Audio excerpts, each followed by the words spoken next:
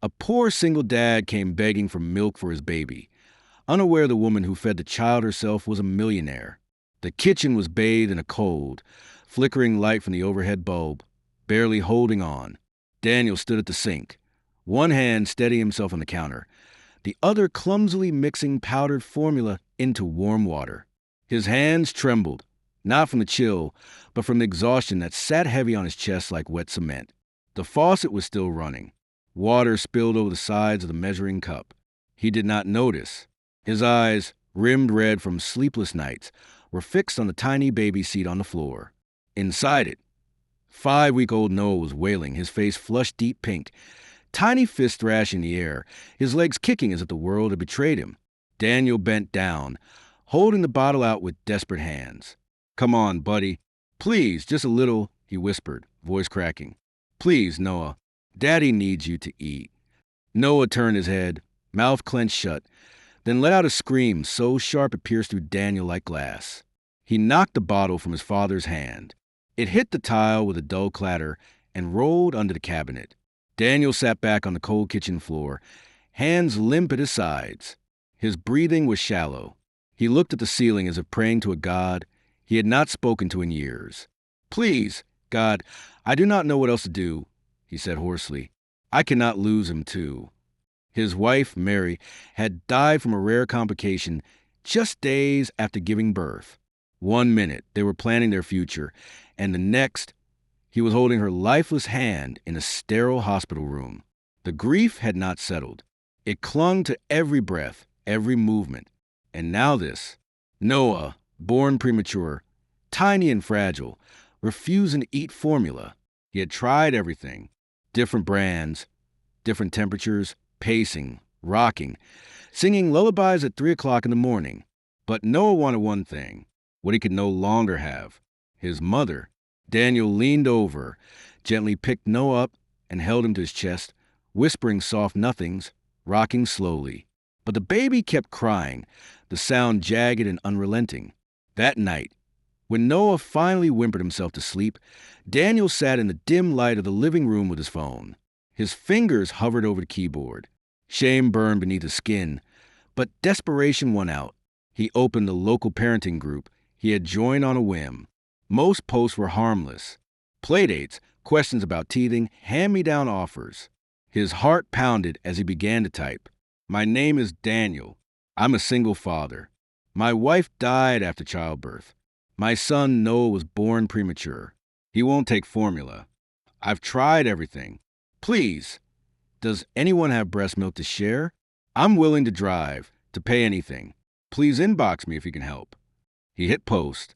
The minutes stretched. Every second was agony. He refreshed the page twice. Then again. No replies. Then his screen lit up. A private message from Claire E. No profile picture, no bio, no posts. He opened it. "I saw your message. I have breast milk, safe, stored, and recent. I lost my child recently. I have more than I need. No payment necessary. Just trust me. If you are willing, I can help." Daniel blinked at the message. His pulse quickened. He clicked the profile again. No posts, no photos. The name was all he had. He typed back, hesitating only a moment. "Thank you. Can we talk more? I just need to make sure it's safe." The reply came instantly. "Of course, I understand. Ask me anything." He stared at the screen, something strange unfolding in his chest. There was something in her tone, not just kindness, but familiarity, like someone else who had stared into the same kind of loss. Outside, the wind picked up, shaking the windows. Inside, Daniel cradled Noah against his chest, eyes locked on the name. "Claire E.," he whispered into the dark as the baby whimpered in his sleep. "Maybe this is something." The road leading into the woods was narrow and winding, blanketed in a fresh dusting of snow. Daniel drove slowly, the headlights casting long shadows across tall trees wrapped in winter's hush. His hands were tight on the steering wheel. In the back seat, Noah whimpered softly, bundled in layers, but still unsettled, the little sounds breaking the stillness like cracks in glass. The address Claire had sent led him to the outskirts of town, where homes sat far apart and the silence had weight. When he pulled up to the gate, His breath caught. The house was large, an old manor, ivy curling up its stone facade, windows glowing faintly with warm light. He parked by the path and hesitated. The wind bit through his jacket as he stepped out, cradling Noah close. Each step toward the door felt heavier than the last. This is crazy, he thought. What if this is some kind of trap? The fear tightened in his chest. But then Noah stirred, let out a weak cry, and instinct took over. Daniel raised his hand and knocked. The door creaked open almost immediately. Light spilled out across the snow-covered porch. And there she stood, Claire. Her long blonde hair fell loosely around her shoulders, the ends brushing against the soft folds of her white knit sweater. She looked impossibly delicate, her face pale, cheeks hollowed by grief that hadn't faded. But it was her eyes, deep oceanic, rimmed with the kind of fatigue only loss could bring, that rooted Daniel in place. In her arms, she held a doll, a baby doll, worn with soft plastic skin and a knitted cap. Daniel froze. "I'm Daniel," he managed, his voice barely above the wind. "I'm here because of the message." Claire looked at him for a long moment, not with surprise, but with something quieter, understanding. Then, with a nod, she stepped aside. "Come in, please." He entered cautiously, the warmth of the house enveloping them. Inside, it was calm. A fire crackled in the hearth, casting soft light across the living room. The walls were lined with books. Framed photographs sat on the mantel. Most of them were landscapes, but one stood alone, a photo of a baby boy in a hospital beanie. Claire gently set the doll on a chair beside the fireplace, then turned back to Daniel. "May I hold him?" she asked, her voice barely a whisper. Daniel hesitated only for a second, then handed Noah over, his arms trembling. Claire cradled the infant with instinctual grace. She sat down in a rocker near the fire, adjusted her sweater, and positioned Noah at her chest. Daniel stood frozen. Noah paused, sniffled, then rooted. A moment later, the impossible happened. He latched, and the crying, days of sharp, relentless, helpless crying, ceased. The only sound left was a gentle hum of fire and the soft gulping of a baby finally fed. Daniel's throat tightened. Claire did not speak. Her hand stroked the back of Noah's head, her eyes half closed, as if some aching part of her had finally, if only for this moment, found peace. Daniel began, but his voice broke. He cleared it and tried again. "He hasn't eaten like that since the hospital. He wouldn't take anything. I thought I was losing him." Claire looked up, and in her eyes there were tears, but no breakdown, only depth. Daniel didn't move. He could only watch. She looked back at Noah. "But when I saw your message, something inside me, something broken, felt drawn, like maybe I could still get what I had left." Noah finished feeding and dozed off against her chest, his body relaxing fully for the first time in days. Claire rocked gently. Daniel stepped closer. "Thank you," he whispered. "I don't even know what to say." "You don't have to," she said softly, not looking away from the baby. "Just let me help." And in that quiet house, surrounded by silence and snow, a mother without a child held a child without a mother. And for a brief, beautiful moment, neither of them was alone. Claire placed Noah in a small bassinet near the fireplace, something too pristine to have been gathering dust. She moved with a quiet grace, as if afraid any sudden noise would wake more than just a baby. When she turned back to Daniel, her expression was soft but unreadable. "Would you like some tea?" she asked. Daniel hesitated. He had not planned to stay. But after everything, leaving now felt wrong. He nodded. In the kitchen, the clink of porcelain and the whistle of a kettle filled the silence. Claire poured chamomile into 2 mismatched mugs and handed one to him. They sat at the long wooden table, its surface scratched and worn but clean, as though someone had lovingly preserved its history.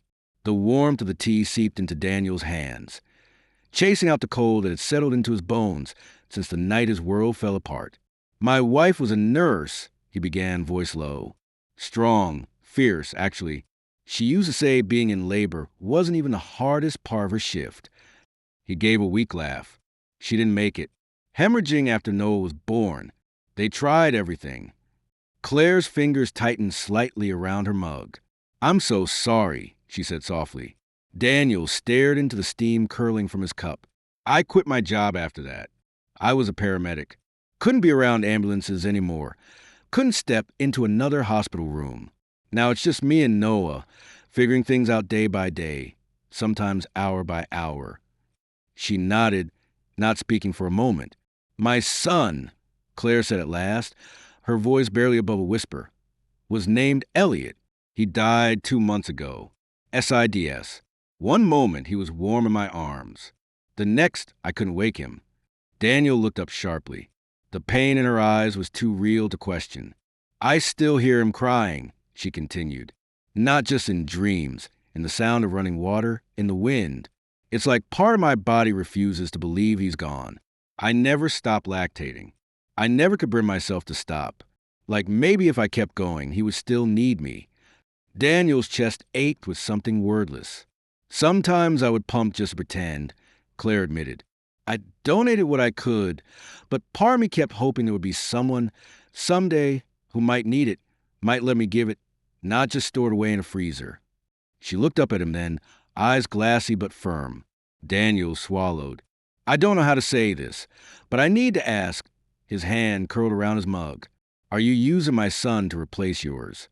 Claire went completely still.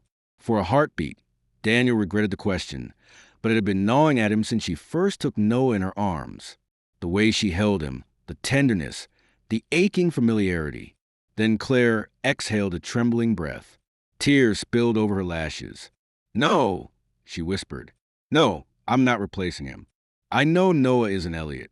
I don't want him to be. She covered her face with one hand.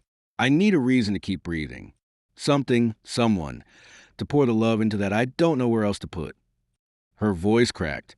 It hurts, Daniel, to have all this care, all this milk, all this instinct, and nowhere for it to go. Daniel sat in silence. The kettle on the stove ticked as it cooled. Then, slowly, he reached across the table and placed his hand over hers. Not out of pity, but recognition. I know what it is to lose everything in a day, he said quietly. But maybe we don't have to go through it completely alone. Claire looked up at him, startled. I don't know what this is, he continued. But Noah needed you tonight, and I think maybe you needed him, too. And in that fragile, flickering kitchen, they sat together, two people shattered by grief, holding the warm shape of possibility between them. The next morning, Daniel hesitated outside Claire's ivy-covered door. Snow blanketed the stone steps, untouched. Noah was bundled in a blue fleece onesie, nestled against Daniel's chest in a sling. The baby's breathing was soft, but the moment the morning air touched his cheeks, he whimpered. Claire opened the door before he knocked. You came back, she said, voice quiet but warm. Daniel nodded, shifting his weight. He only slept after yesterday. I didn't know where else to go.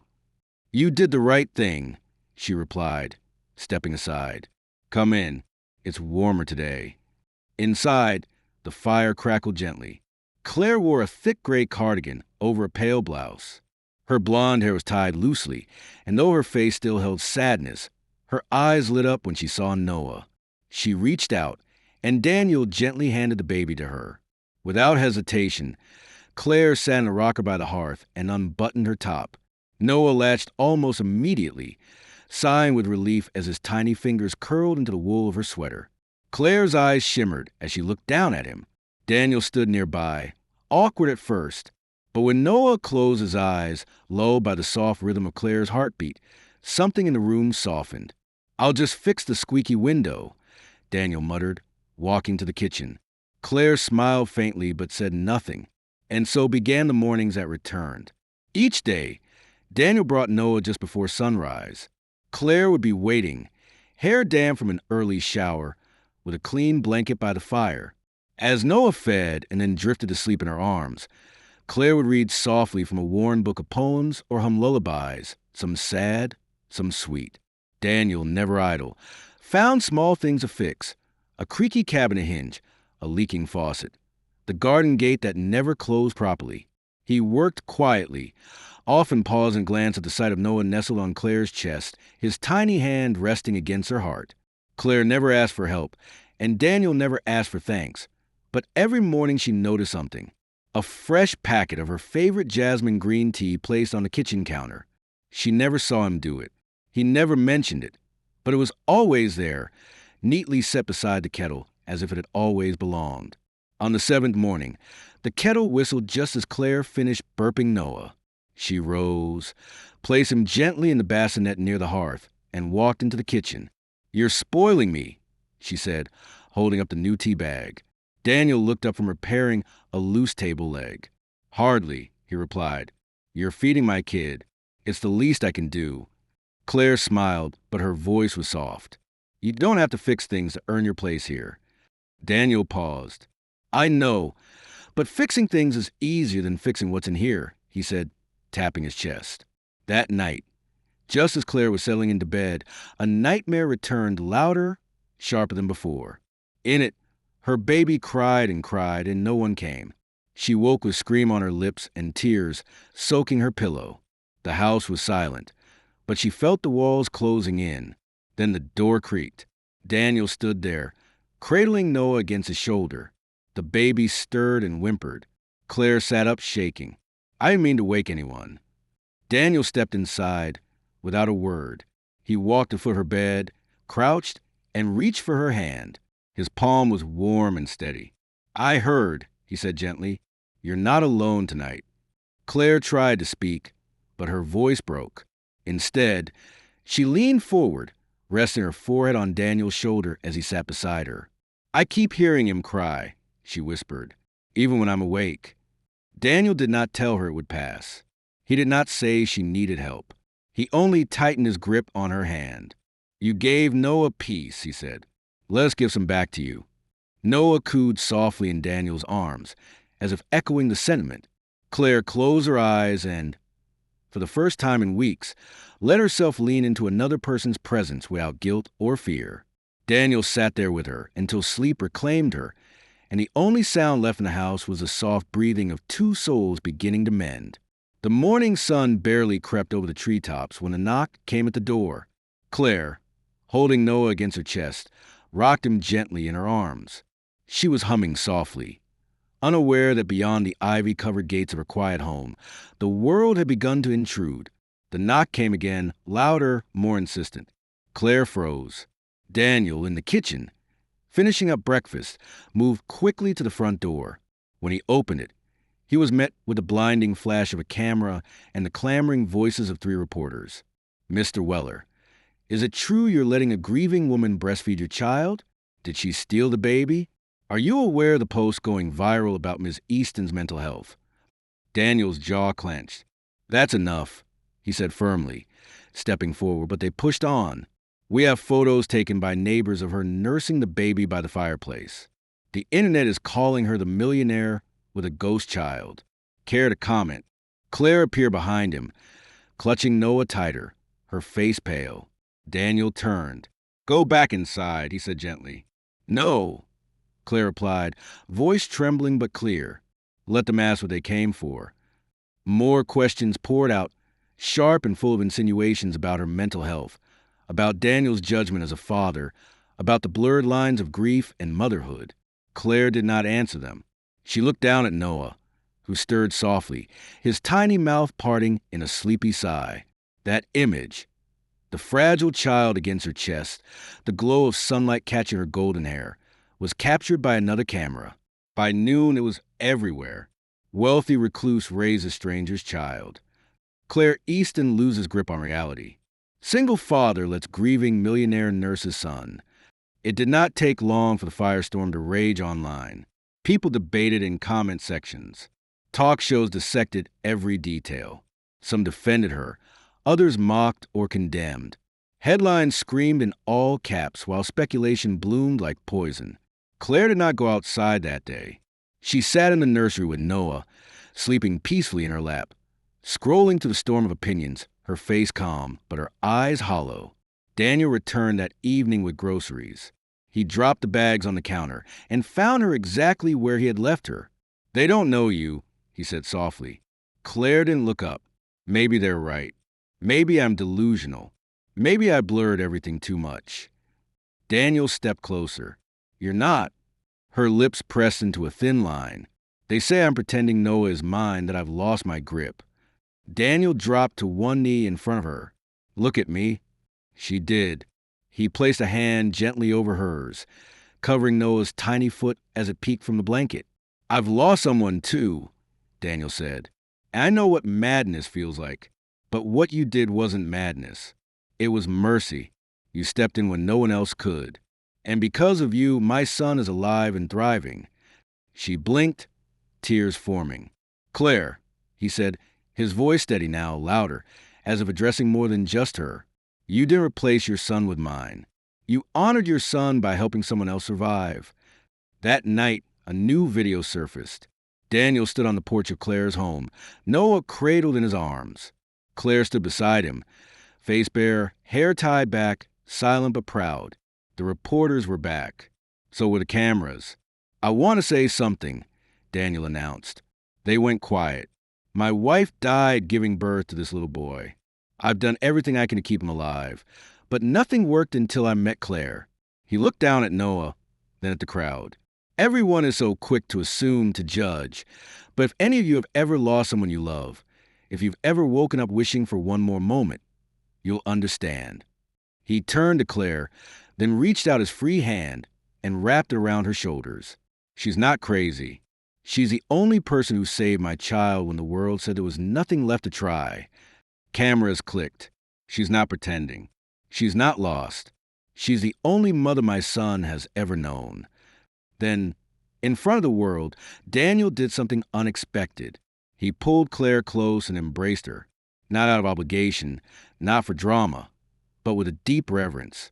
Her eyes closed, and for the first time since the headlines broke, she let herself breathe. The image spread faster than the rumors before it. A man and woman, broken but brave, holding a child between them. Not perfection, not pretense. Just three souls clinging to love in its rawest, most human form. The frost was beginning to thaw by the time Claire turned on her computer again. She had not touched the keyboard in months. Her last manuscript had been left unfinished, abandoned after her son's passing. But now, as the sun streamed to the tall windows and the house smelled faintly of oatmeal and chamomile, she felt something stirring. Not urgency, not inspiration exactly, just a desire to speak again. She clicked open a blank document, typed slowly. The blog was called Kindness Fed Us, a phrase Daniel had once whispered late one night as they sat on the porch, Noah sleeping between them. Claire began sharing short reflections about the quiet miracle of holding a baby again, the fear that came with healing and the strange, stubborn joy that returned in small moments. Noah's tiny hand grasping her shirt, Daniel's quiet chuckle at breakfast, the smell of warm laundry folded beside her writing desk. The blog caught attention, first from readers who knew her as a reclusive author, then from mothers, fathers, people who had lost someone and lived to tell about it. Claire did not talk about wealth or fame. She wrote about human things, about grief, milk-stained blankets, sleepless nights, and the way love could show up in unexpected forms. And each time someone left a comment like, "This made me cry," or "I needed this today," she felt the ache in her chest soften just a little more. Daniel, for his part, had returned to work part-time. On his off days, he came to Claire's home early, carrying Noah in his arms and a grocery bag in the other. They had settled into a rhythm now. Mornings spent walking Noah around the neighborhood trails. Afternoons baking together. Claire had taken to making banana muffins that Noah loved. Evenings curled up on the couch as Claire read aloud drafts of her writing, while Daniel washed bottles nearby. One Sunday morning, as the trees outside shimmered in pale green buds and the air tasted faintly of spring, Claire closed her laptop and stared at the page in front of her. She had finished chapter 1. It was not perfect, but it was hers, and it was whole. Daniel entered the room quietly, Noah tucked on his shoulder, already drifting back to sleep after a bottle. Claire turned to him, heart suddenly racing with quiet pride. "I finished it," she said. Daniel blinked. "The chapter?" She nodded. He walked over, leaned slightly to glance at the screen. "What's it called?" "The First Cry," Claire replied. "About the night you knocked on my door." He smiled softly. Fitting. Claire hesitated. I wrote a dedication, too. He looked at her. May I? She turned the screen gently so he could see. At the top, in clean, centered text, were the words, "For Noah, the child who saved 2 lost hearts." Daniel's breath caught. He looked down at his son, then back at Claire. "I mean it," she said quietly. "He saved me, and I think maybe both of us." Daniel sat beside her. Noah now nestled between them. Claire's hand found the child's back, gently patting it in rhythm. Daniel's hand covered hers. There was nothing romantic spoken, no promises whispered, just a shared understanding, building stronger every day, that their lives had been broken open and then, by something impossibly fragile and kind, stitched back together. Claire leaned back, smiling gently. "I don't know what this story is yet, but I want to keep writing it." Daniel glanced sideways. "The book." She shook her head slightly. "Us." Outside, the wind rustled softly through the new leaves. Inside, Noah let out a small sigh and nestled deeper into the arms that now belonged to 2 people, each of whom had once believed they would never hold a future again. The air was thick with the sweetness of blooming lilacs as Noah stood at the edge of the grass, his tiny legs trembling, fists clenched at his sides. Claire knelt nearby, arms open, her heart thudding louder than she expected. Daniel stood behind the toddler, hands out but not touching, letting Noah find his own rhythm. 1 foot, a wobble, another foot, then a sudden lean forward, and Claire surged just in time to catch him in her arms. Noah let out a squeal of delight. Daniel laughed behind them, clapping softly. Claire's eyes filled with tears before she even realized it. She kissed Noah's curls and whispered, "You did it." Daniel walked over, crouched beside them, his voice soft. "Every step he takes is a piece of us healing." Claire nodded, pressing her cheek against Noah's. "It's more than just walking. It's moving forward." Later that evening, after Noah was bathed and asleep in the crib tucked beside Claire's bed, she wandered into a room that had remained untouched for nearly a year. Her son's room. The walls still held soft murals of clouds and stars. The crib stood neatly made, though it had not known the warmth of a child for months. The scent of lavender lingered faintly. She moved slowly, fingertips brushing against the bookshelf, then the dresser. Her hand paused on the top drawer. Inside, tucked in tissue paper, was a small gift box she had never opened. She sat on the floor cross-legged and carefully lifted the lid. Inside lay a tiny embroidered baby bib, white cotton, soft as a whisper. A tag read, "For the first messy giggles." Claire pressed the fabric to her lips. It had been meant for a child she never got to feed, a gift that had waited silently through her grief, and now, maybe, it had found its purpose. The next morning, Daniel arrived carrying Noah in a blanket sling, his cheeks rosy from sleep. Claire met them at the door, the box in hand. "I found something," she said. Daniel stepped in, curious. Claire opened the box and offered it gently. Daniel looked down and saw the bib. "It was for him?" he asked quietly. Claire nodded. "It never got used, but I think it should now." She pressed the fabric into his hands. Daniel's throat worked around the words. "Are you sure?" Claire's voice wavered, but her eyes were calm. "Love is not limited by blood or time. I think my son would want it this way." Daniel nodded, clutching the bib. "Then I'll treasure it like I do you." Noah, as if understanding, reached a chubby hand out and gurgled. Claire smiled through her tears. "We're building something. Not replacing, just continuing." They dressed Noah in the little bib that afternoon, and he wore it proudly as he toddled around the kitchen, leaving trails of cookie crumbs and laughter behind. And for the first time, in the house once echoing with absence, the sound of small, growing steps filled every corner. The bookstore smelled faintly of paper and possibility. A year had passed since the darkest winter of their lives, and now Claire and Daniel sat side by side at a long wooden table under soft yellow lights. Stacks of their newly released book, Kindness Fed Us, towered in neat piles beside them. The cover featured a watercolor sketch of a man, a woman, and a small child holding hands under a shared umbrella. Noah sat between them in a small chair, legs swinging back and forth, crayons scattered around his open picture book. He was the picture of 3-year-old mischief. But today, he wore a shirt that said, "Written with love." The crowd had been steady since the doors opened. Young couples, single parents, grandparents, even nurses and grief counselors who had followed their story online. People came for the book, but many stayed for the people behind it. Claire signed a copy with her elegant scroll, then passed it to a young mother who whispered, "Your story saved me. Thank you." Daniel was speaking softly to an older man who had lost his wife years ago. "Grief changes you," Daniel said, "but kindness brings you back." At the heart of the book was a story of loss and love, found in the most unexpected way. Chapter by chapter, Claire and Daniel had recounted the year they met, the night of endless crying, the message from a stranger, the shared silence in a kitchen, the hard mornings and healing evenings. Each chapter closed with quiet reflection, and the final one ended with the words, "Not all who give birth are mothers. Not all who lose a spouse must lose hope. Family does not need to be perfect. It only needs to be real." As the line of readers dwindled, a young reporter from a local paper approached, recorder in hand. Her voice was curious, but kind. "You've told such a personal story. Can I ask something simple but maybe important?" Daniel chuckled softly. "Ask anything." She gestured toward the three of them, then asked, "What are you to each other now?" Claire looked at Daniel. He looked back. Noah reached out without thinking and grabbed both their hands. Claire squeezed his little fingers, smiled, and turned back to the reporter.